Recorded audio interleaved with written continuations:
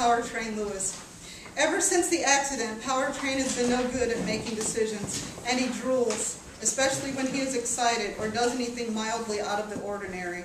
And so, about a week ago, when he stood in the doorway of my bedroom, smiling his broad-faced grin, licking his tongue quickly from one corner of his mouth to the other, I was afraid to ask what he was up to. "Lisa," he said, "want to see her. I wrote her a song." I doubted he was capable of thinking, let alone writing. I figured if I acted like his plan was as stupid as it sounded, he would feel bad and go away. "All right," I said. I turned over and pulled the comforter and sheet around me until they were thick and layered high around my head. The air the bed stuff forced around my head was too hot, but anything beat getting up. It was supposed to be the first day of my vacation. "But does she know you can't sing? And where is she anyway? You dated her in high school, Train. That was 15 years ago, back when you could drive."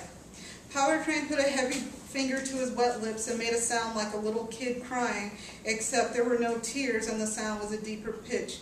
Then after a while he blurted, "I want to see Lisa," and he ran down the hall, the sound of his size 12s thudding in my ears. Dad had suggested Powertrain as a name, as a joke, but Mom had liked it. And even though the hospital folks asked them again and again if they were sure, according to Mom and Dad, they had resisted the pressure to give Train a normal name. The name stuck. If Train had ever hated his name, he never said anything. Once, when he was 15, he started a band and named it after himself. They never did play anywhere but people's basements, but once Train discovered girls, he was done with music anyway. On the one hand, I was surprised Powertrain could remember anything. His head went through the windshield of his 1983 Impala, and his body was crushed by dashboard and steering wheel and cut with glass. For 2.5 weeks, Mom, Dad, and I wondered if he was ever going to wake up. By the time Powertrain woke up, Mom was dead from grief or stress or something. A few years later, when Powertrain could walk again, Dad found out he had cancer, and after fighting as hard as he could, Dad died last year. The only way my life changed was that I didn't have to stop by the hospice place on my way home from work. I still had to go to the adult daycare place to pick up Powertrain. It was a good day when he didn't get frustrated and break something. Some people, social services or something, pop up every now and then to ask me about putting Train in a home. I tell them the same thing, only if I know he'll have the bed next to you. The time between their calls gets longer and longer. I like the toaster pastries because their insides get so hot that they burn my mouth. Nothing let me know I was alive like a fake fruit burn. I had been trying to inflict pain on myself since Mom crumbled to her knees one last time at the hospital. She was wearing a pink blouse, gray pants, and she had just gotten her hair cut, but it came to her shoulders and was heavy looking in a brownish red color, and her eyes looked like neglected pools of green water, and her thin red eyebrows arched up, making a tiny crease between them. All of her looked like nothing could hold up much longer. Dad said she had lost 20 pounds in 2 weeks and she had not been overweight. I had been coming back from the vending machine and I remember saying, or wanting to say, "Mom." I remember hearing my bag of chips hit the floor and the squeak of nurses' shoes, but mostly I feel like I can hear Mom falling, like her hurt made a sound like dropped china on a tile floor, and her eyes opened so wide like she was trying to see past her oldest son, who was there in the intensive care unit room, locked inside his subconscious, and all she wanted to do was get in there to him. Her eyes made the saddest sound in the world. It was almost 1 o'clock in the afternoon. When I didn't have to work, I didn't bother to get up. My life had taught me that after a while, nothing meant shit, so I get up earlier than I had to. Sometimes I share this philosophy with Train. Sometimes I just watched him bite his lip and concentrate on holding the pastry, then taking a bite, and then drinking his milk without making a mess, just like the rehabilitation therapist had taught him. After he finished eating, Train wiped his mouth with the back of his hand. "I want to see Lisa," he said. "Let me eat. Maybe we'll find her," I said. By the time I got up from the table, my mouth no longer hurt. I missed me already. It was a part of late spring that I wanted to call summer because it was getting hot, but because of the calendar, I knew it was not summer. It was a little bit later than the time of year when Train had his accident. That was how I kept track of time, through the ratio of injury and disease to sunshine. By the time we got to the closest branch of the Beacon City, Indiana library, kids were getting out of school and they hopped on computers to pretend to work on final reports. From a distance, Train looked like a rock star type. His hair was still long, and he had gotten Dad's height.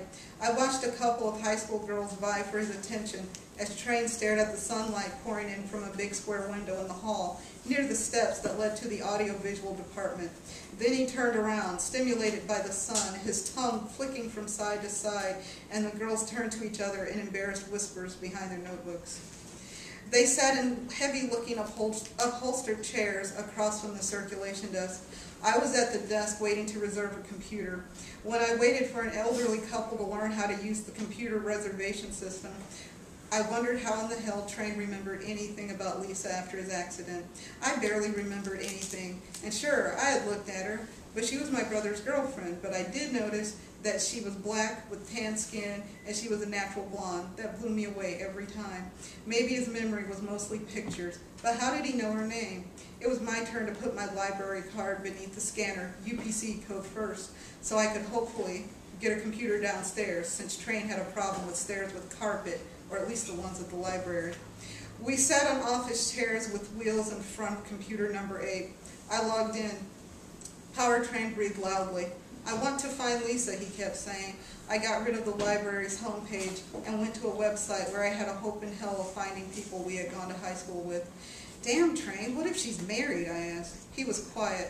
A woman who looked like she had an awful lot of time on her hands to iron her pink and black jogging suit stared at me from a computer on the side. I noticed a boy of about 6 sitting next to her. I guessed I was supposed to watch my mouth. I glared at her and kept typing. I refused to worry about being politically correct, or even nice for that matter, because she was sitting over there with her kid. I had a 200-pound man with the brain of a 4-year-old to worry about. Train was looking at me again, but he gave no indication that he knew what married was. I cleared my throat and tried again. Look, maybe she has another guy to sing songs to her, I said. Train licked his mouth. I wrote a good song, he said. I kept typing. She seemed to be unmarried. She was working at some architecture firm out on the highway. I knew the place. I passed it on the way to the foundry. Almost 5 days a week, I cursed the sons of bitches with their brand new foreign cars. I wondered which one was hers. I whistled. Here we go, Train, I said. We found her. His eyes widened. Lisa? The one and only. Train clapped his hands and smiled. I put my hands over his. Don't applaud just yet. You don't know if she likes your song, I said. Maybe I'd gone too far. Train was quiet all the way home. The next day, my head felt fuzzy and tight. It was noon. I burned my mouth on what I called breakfast and helped Train get dressed and shaved. I pulled his favorite blue shirt over his head. I prayed. I didn't want him hurt. Somehow, he was always able to feel that, but I doubted my prayer. I hadn't prayed since Train had come out of his coma. The only mode of transportation we had was my truck. I was afraid to spend too much of the money Mom and Dad's life insurance policy that left us.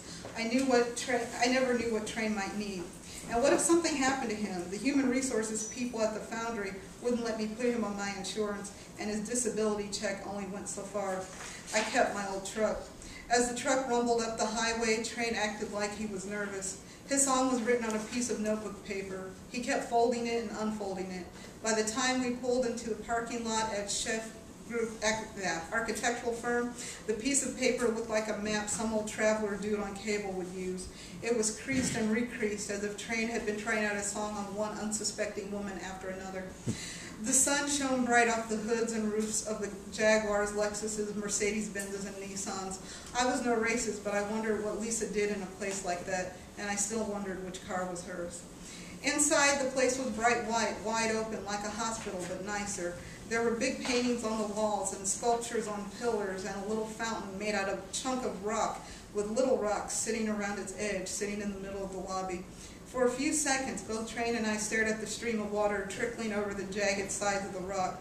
The soft water sounds were like whispers. Train wiped his mouth as he stared at the fountain. "Can I help you?" A woman in a crisp-looking black suit was staring at him. Her clothes made me aware of my having bought clothes, t-shirts and jeans, for Train and I at the same place I bought our food. "Oh yeah, we're looking for Lisa Turner," I said. "Can I ask what this is about?" "Nope." The woman turned red. "I'm afraid she's in a meeting." Train's tongue shut out and wiped the corners of his mouth. We just need to see her really quickly. If you'll have a seat, I'll tell her you are here, and she can see you at her earliest convenience. She ushered me and Train over to a room with big pillars and black and silver carpet. Large black and white pictures of trees and houses out in the middle of nowhere line the walls. After a few minutes, the woman came back and offered us water. I said yes for both of us. She brought back heavy glasses with a slice of lemon in each. Train immediately stuck his finger in his glass, trying to get at the fruit. Stop, I said. He took his wet finger out and wiped it on his pants. He looked sad. Look, do you want a chance to sing your song or not? Train nodded and looked down. Nearly a half hour later, after I tried to read some architecture magazines and a money magazine, none of which I understood, the woman from behind the big counter came from a long hallway. Miss Turner will be out shortly, she said. Train seemed upset. Where's Lisa? Shh, I said to him. Thanks, I said to the woman. I wish I'd gotten a haircut and that I had time to shave. A few seconds later, a crowd of suits came out of a room, laughing and talking, discussing their business. I couldn't believe that the woman in the middle of it all, in the black suit and light blue shirt pulled a little bit tight across her chest, had been the same girl who had lost her virginity to my brother. After I finished staring at Lisa, I looked at Train. He had finished his water and had put the lemon slice in his mouth.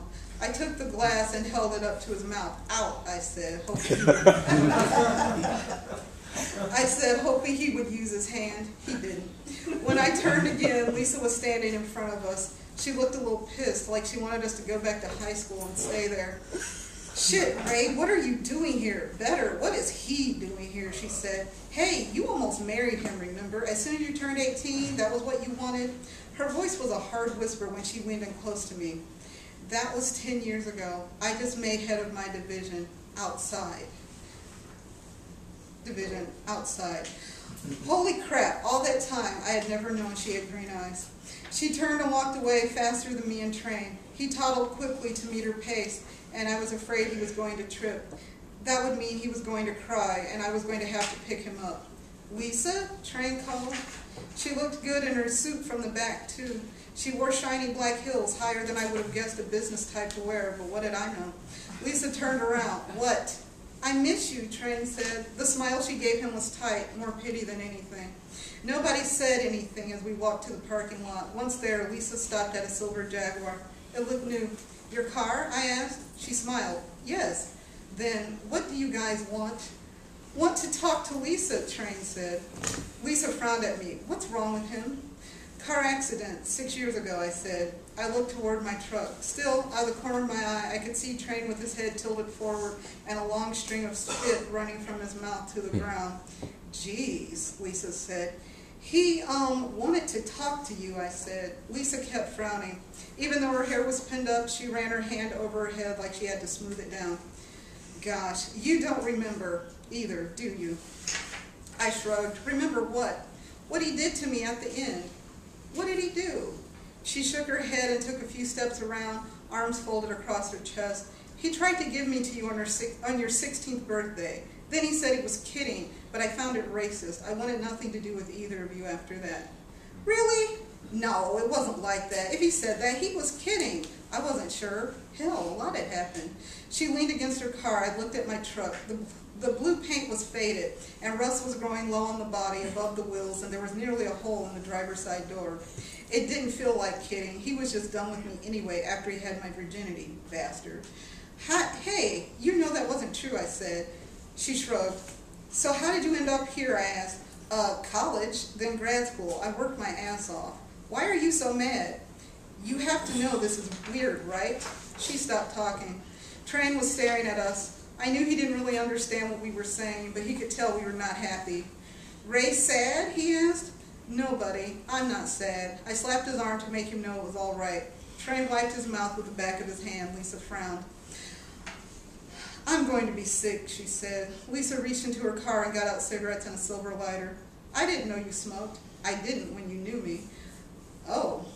The day turned overcast then. The wind kicked up a little bit, and a few strands of Lisa's hair whipped like lost kites around her head. I work at the foundry up the road, I said. She nodded. Really? Are you guys responsible for the city not having stars anymore? What kind of green initiatives you have going over there? I don't know. I just do my job. Lisa frowned and ground the cigarette out with the pointed toe of her shoe. I need to get back, she said. Oh, come on, he wrote you a song, I said. I pointed at Train with my open palm, as if to say, this guy wrote a song for you. Don't you know how hard that had to be? Are you serious? Ray, get over the past. I gotta get back. We've got a busy day today. Lisa, love you, Lisa, Train called. She turned and looked over her shoulder. Maybe you think so. His shoulders shook like they were breaking, and I led Train over to the truck.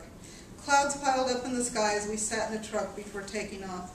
Train took his song out again. The heavy ink was smeared, and I doubted he could read what he had written anyway. If you want, you can sing it to me, I said. I felt stupid, but I didn't want him to cry.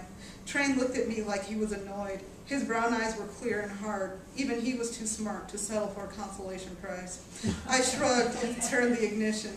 The truck came alive, and when the idle settled down, I looked over at Train. You hungry? How about a burger? Yeah, burger, he said. He clapped his hands and smiled. He made the sounds of him being happy.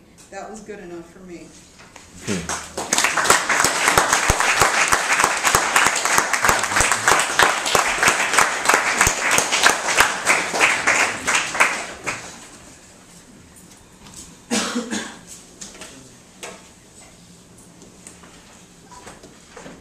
Thank you, Ms. Miller. Thank you very much. Thank you very much.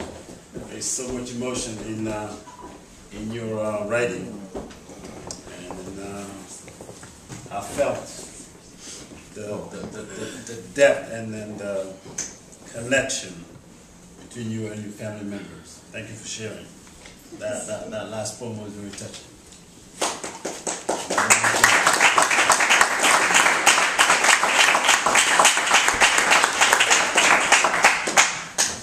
Take a quick intermission. We do have some more open space over here if you feel a little tight over here. Outside we have water, pop,